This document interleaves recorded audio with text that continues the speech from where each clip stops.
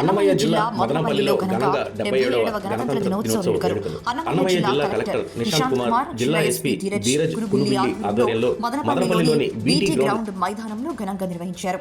ఈ కార్యక్రమంలో పలు శాఖలకు చెందిన అధికారులు పాల్గొని 77వ గణతంత్ర వేడుకలలో పాల్గొని వారి శాఖలకు సంబంధించిన విన్యాసాలు ప్రదర్శించారు.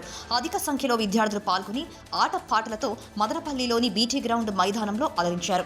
ఈ కార్యక్రమంలో తెలుగుదేశం పార్టీ నాయకులు, అధికారులు, విద్యార్థులు పాల్గొన్నారు.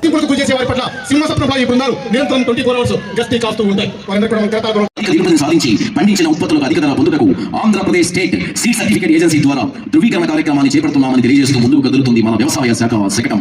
వ్యవసాయంలో ఆధునిక సాంకేతిక జోడిస్తూ కిసాన్ డ్రోన్లను 80% సబ్సిడీతో రైతులకు అందించారు. రైతులు స్వయంగా డ్రోన్ కొనాల్సిన అవసరం లేకుండా అవసరమైనప్పుడు మొబైల్ యాప్ ద్వారా సేవా కేంద్రాల ద్వారా డ్రోన్ సేవలను అద్దెకు తీసుకోవచ్చు.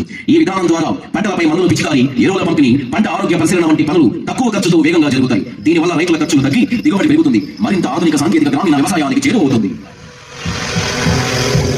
సో రైతుల సాగు ఖర్చులకు అన్నదాన సుఖీభవ పీఎం కిసాన్ పథకం కింద జిల్లాలో జూన్ 2024 నుండి ఇప్పటి వరకు 1,69,900 మంది లబ్ధిదారులకు సుమారు 228 కోట్ల 6 లక్షల రూపాయలు జమ చేయడం జరిగింది.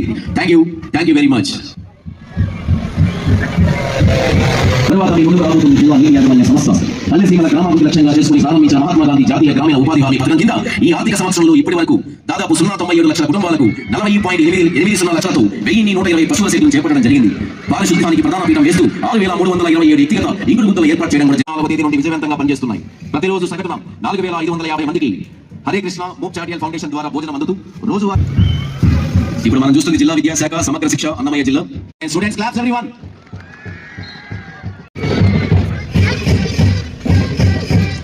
నిజంగా మై స్కూల్ మై ప్రైడ్ స్ఫూర్తితో సగర్వంగా సహృదయంగా విజయవాడకు అందరికీ 77వ గణతంత్ర దినోత్సవ శుభాకాంక్షలు తెలియజేస్తున్నాం.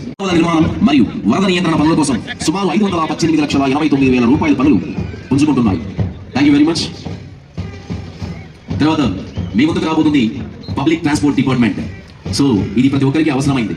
అన్నమయ్య జిల్లా నందు శ్రీశక్తి పథకం కింద ఇప్పటి వరకు దాదాపు 1,72 లక్షల మంది మహిళలు ప్రయాణం రూపాయల వరకు లబ్ధి చేకూర్చడం కూడా జరిగింది.